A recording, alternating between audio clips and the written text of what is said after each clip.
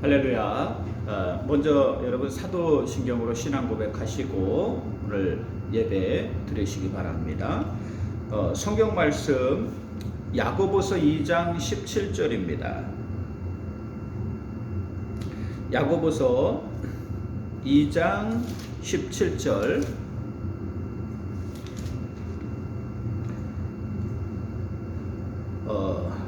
이와 같이 행함이 없는 믿음은 그 자체가 죽은 것이니라. 지금은 사순절입니다. 사순절은 우리를 구원하시기 위해 예수님이 고난받으시고 십자가 지신 거룩한 절기입니다.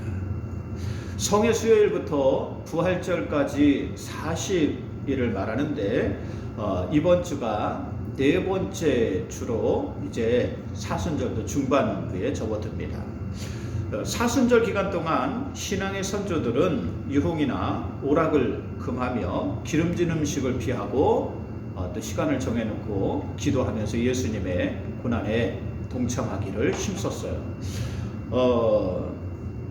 여러분, 신앙은요 함께 살아가는 겁니다. 믿음이란 아는 게 아니라 실천하는 것입니다. 성경에 예수님을 찾아온 부자 청년 이야기가 나옵니다.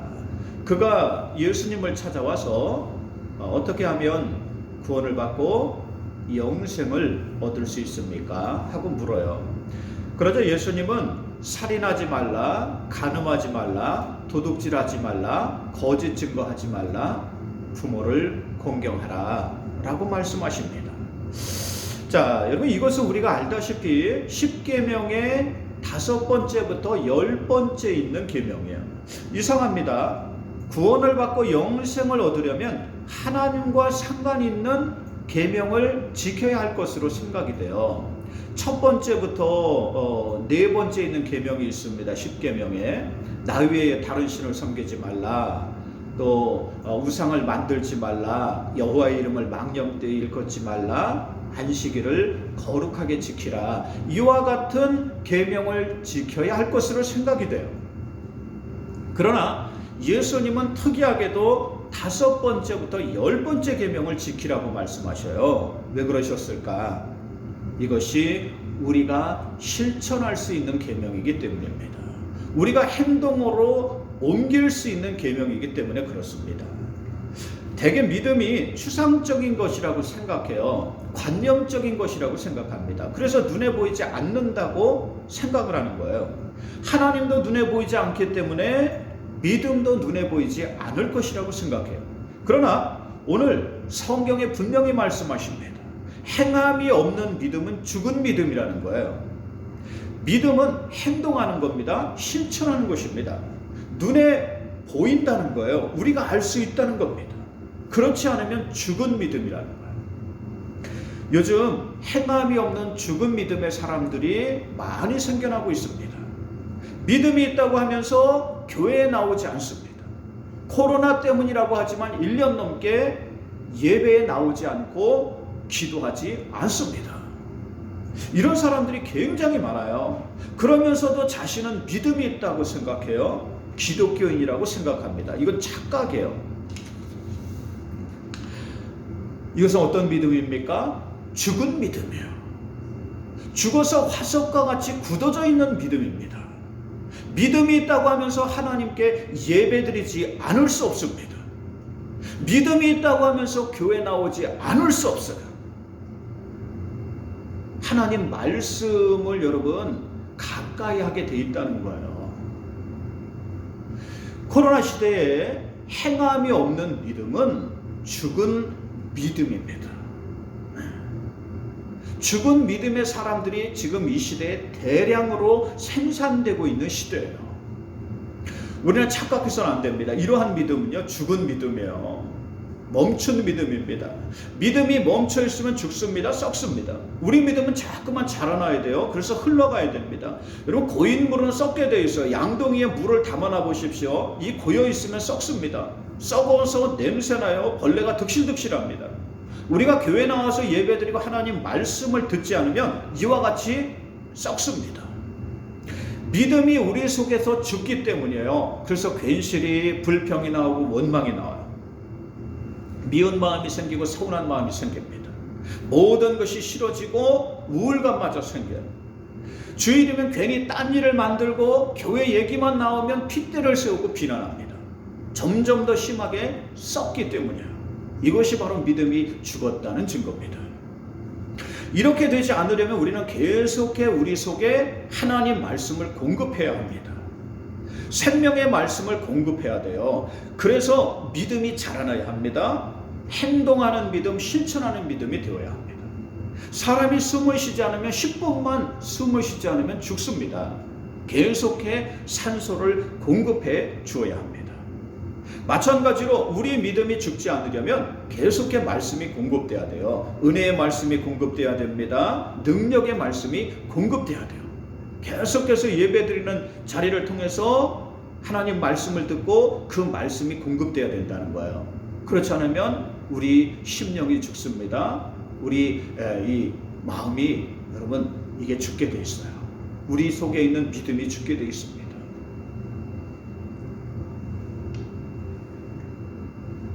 여러분 주일마다 예배에 나와서 하나님 말씀을 들어야 합니다. 새벽에도 깨어서 기도하려고 몸부림쳐야 돼요. 그래야 우리 속에 믿음이 채워집니다. 믿음이 채워지면 하나님 말씀이 채워지면 어떻게 됩니까? 우리 마음에 여러분 말씀이 채워지면 어떻게 됩니까? 우리 마음이요 좋은 밭으로 변해가요. 우리 속에 자라났던 여러분 이 잡초도 다 여러분 이것이 뽑아지고 또 돌짝밭은요 옥토로 변합니다. 그러면서 거기에 열매가 열리게 돼 있어요. 근데 하나님 말씀이 들어가지 않으면 내 마음이 계속 여러분 자갈밭인 거예요. 계속 가시밭인 겁니다. 세상을 아무리 여러분 내가 돌아쳐도 잠깐 여러분 내가 요거 이루면 내가 만족할 텐데 하는데 시간이 지나면 또 여러분 가시밭이 되고 돌짝밭이 돼요. 메마른 광야와 같이 우리 심령이 된다는 거예요. 하나님 말씀이 채워져야 되는 겁니다. 하나님 말씀이 채워지면 우리의 마음이 옥토로 변합니다. 그러면 여기에 열매가 열리게 돼 있어요. 감사의 열매가 달립니다. 기쁨의 열매가 달려요. 만족의 열매가 달립니다.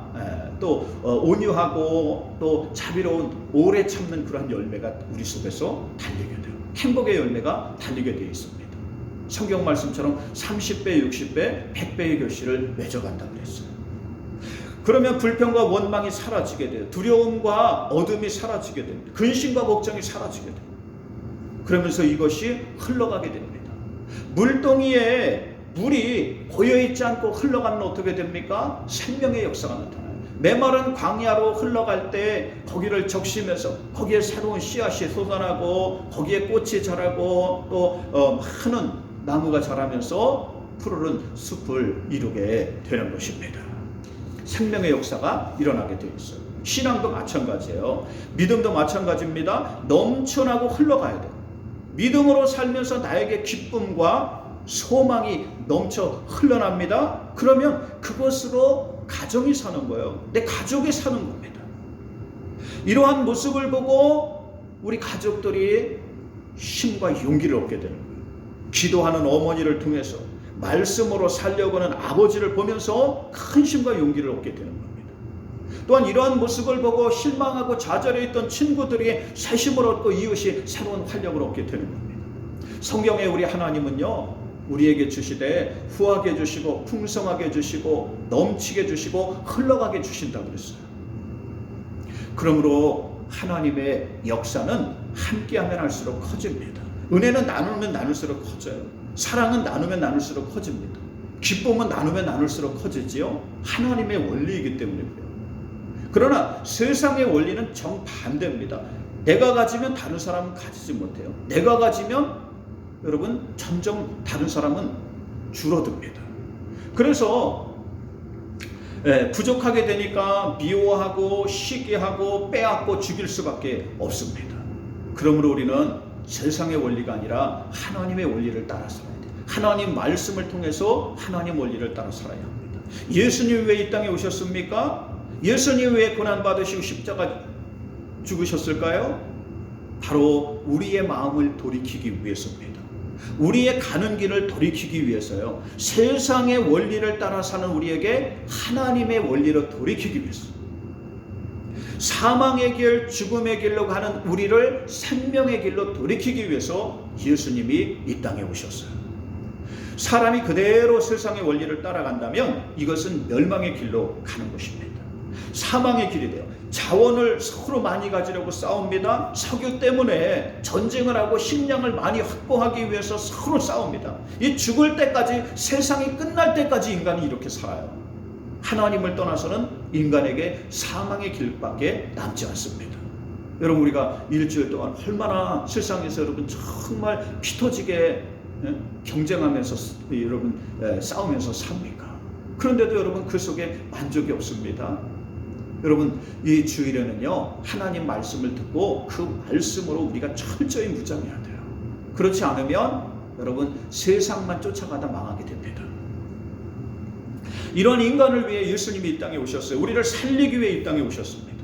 그러므로 우리는 예수님의 말씀을 따라 살아야 합니다. 그분의 가르침을 삶에 실천하면서 살아야 돼요. 이것이 사는 길이에요. 이것이 생명의 길입니다. 형식적으로 하나님을 섬겨서는 안 돼요. 형식적으로 말씀을 지켜서는 안 돼요. 디모데후서 3장 1절에 이 시대가 경건의 모양은 있는데 그 능력을 부인하는 시대라 했어요. 경건의 모양은 있으나 경건의 능력은 부인하는 자들이 심히 많으니 이와 같은 자들에게서 너희는 돌이키라고 했습니다. 겉으로는 신앙생활하고 교회 다니는데 능력이 나타나지 않아요. 삶의 변화가 일어나지 않습니다. 바로 경건의 능력이 없기 때문입니다. 능력은 우리가 하나님 말씀으로 살려고 할 때 나타나요. 능력은 살아있는 믿음이 될 때 나타나게 되어 있습니다. 여러분, 죽어있는 믿음이 아니라 살아있는 믿음이 되시기 바랍니다. 경건의 모양만 있는 것이 아니라 그 능력을 경험하는 여러분들이 되시기 바랍니다. 그러기 위해서는 우리가 하나님 말씀을 전적으로 신뢰해야 합니다. 성경에 있는 말씀이 그대로 이루어질 줄 믿어야 합니다. 제자들이 탄배가 밤새도록 거센 풍랑에 계속 시달렸어요. 계속 그 깜깜한 데서 이리 갔다 저리 갔다 여러분 이 풍랑에 시달립니다. 새벽녘이 되었을 때 누군가 무리를 걸어갔어요. 풍랑에 시달리던 제자들은 모두 다 공포에 질렸습니다. 유령이 자기들을 잡으러 오는 줄 알았기 때문에 이제 끝이구나 생각했어요. 그래도 예수님이 내니 두려워하지 말라고 하셨어요. 다급하게 말씀하십니다. 그러자 베드로가 만일 주님이시면 나를 명하여 무리를 걷게 하소서 하고 요청했어요. 그러자 예수님이 오라고 말씀하십니다. 그러자 베드로가 이 배에서 내려서 한 걸음 한 걸음 예수님을 향해서 무리를 걸어갑니다. 자, 그러면 우리는요 이러한 말씀을 들으면 벌써 의심부터 해요. 부정부터 합니다. 아니 사람이 어떻게 무리를 걸을 수 있어? 말도 안 되는 소리. 아니 뭐 저런 소리를 다 하고 그래? 여러분, 이렇게 우리는 이것을 부정하고 의심해요. 자, 여러분, 그러나 하다못해요 소금장에도 무리를 걷습니다. 저 어렸을 때 도마뱀이 무리를 걸어서 여러분 시냇가를 여러분 건너가지고 빠지지 않고 지나가는 걸 여러 번 봤어요. 얼마 전에는 보니까 닭이 100m가 넘는 그 저수지를 이걸 뛰어서 건너는 걸 어떤 사람이 촬영했어요. 닭이 무리를 뛰어서 건너. 베드로가 무리를 걸어 예수님에게 갑니다. 근데 한참을 잘 가다가 갑자기 물속으로 빠져들어갔어. 그러자 다급하게 예수님이 베드로의 손을 잡았습니다. 잡아 끌었습니다. 그러면서 무엇이라고 하시냐면 믿음이 적은 자여 왜 의심하였느냐. 베드로야 왜 의심하였느냐 하고 말씀하셔요. 무슨 얘기입니까? 여기서 의심하다는 말은 원어로 디스타즈예요. 디스는 두 번이라는 뜻이고 타조는 생각한다는 뜻입니다. 두 번 생각한다는 거예요. 즉 의심은 두 번 생각하는 거예요. 우리가 이것이 될까? 안 될까? 이것이 가능할까? 아닐까? 두 번 생각하는 겁니다. 그러나 신앙은 두 번 생각하는 게 아니에요. 한 번 생각하는 겁니다. 다윗이 두 마음을 가졌다고 생각해 보세요. 거인 골리앗과 싸우러 나갑니다. 골리앗은 자신보다 갑절이나 컸어요. 내가 저 거인과 싸워서 이길 수 있겠나? 승산이 얼마나 될까? 두 번 생각했다고 보십시오. 골리앗은 전쟁터를 누빈 영웅인데 나는 목동이 아닌가? 또 갑옷에 온몸을 채신 무기로 무장하고 있는데 야, 이거 물맷돌? 이걸로 내가 이길 수 있겠나? 야, 이거 나보고 가서 죽으라는 얘기인가? 여러분 두 번 생각했다고 한번 보십시오. 그러면 성경은 다윗의 이야기를 기록하지 않았을 거예요. 우리는 그 흔적도 찾을 수 없을 것입니다. 믿음은 한 마음을 품는 겁니다. 가룟 유다는 두 마음을 품었다가 영원한 배신자가 되었어요. 오늘날 이 시대에 너무도 두 마음을 품고 살아가는 사람들이 많다는 것입니다. 성경은 분명히 말합니다. 만일 바알이 참신이면 바알을 섬기고 하나님이 참신이면 하나님을 섬기라. 가이사의 것은 가이사에게, 하나님의 것은 하나님에게 드리라 그랬어요. 우리는 하나님을 섬겨야 합니다. 예수 그리스도의 말씀을 따라 살아야 합니다. 오직 하나의 마음으로 살아야 한다는 것입니다. 그러므로 예수님은 가장 큰 계명이 너는 마음을 다하고 목숨을 다하여 주 너의 하나님을 사랑하라고 했습니다. 신명기 6장 5절에 너는 마음을 다하고 뜻을 다하고 힘을 다하여 주 너의 하나님을 사랑하라고 그랬어요. 오늘날 너무도 많은 사람들이 자신의 믿음이 죽어있는 줄도 모르고 살고 있습니다. 아무런 영의 양식도 하나님의 양식도 공급하지 않아서 죽어있는데 모르고 있어요. 뱃속에 아이가 죽어있는데도 살아있는 줄 알고 착각한다는 거예요. 내 속에 이미 영혼이 죽었는데, 내 속에 이미 믿음이 죽었는데 이게 살아있는 줄 알고 착각한다는 거죠. 나도 모르게 세상의 것만 쫓아가다가, 세상의 환경, 세상의 여건만 쫓아가다가 이미 죽었습니다. 이미 화석과 같이 굳어져 있어요. 근데 형식만 여러분 따라서 내가 기독교인인 줄 알고 착각하고 있다는 거예요. 성경에 하나님이 흙으로 사람을 창조하시고 무엇을 주셨는지 아십니까? 흙으로 빚은 사람은 단지 하나의 물건에 지나지 않았어요. 그냥 진흙덩어리입니다. 그러한 사람에게 하나님이 당신의 생기를 불어 넣어주셨습니다.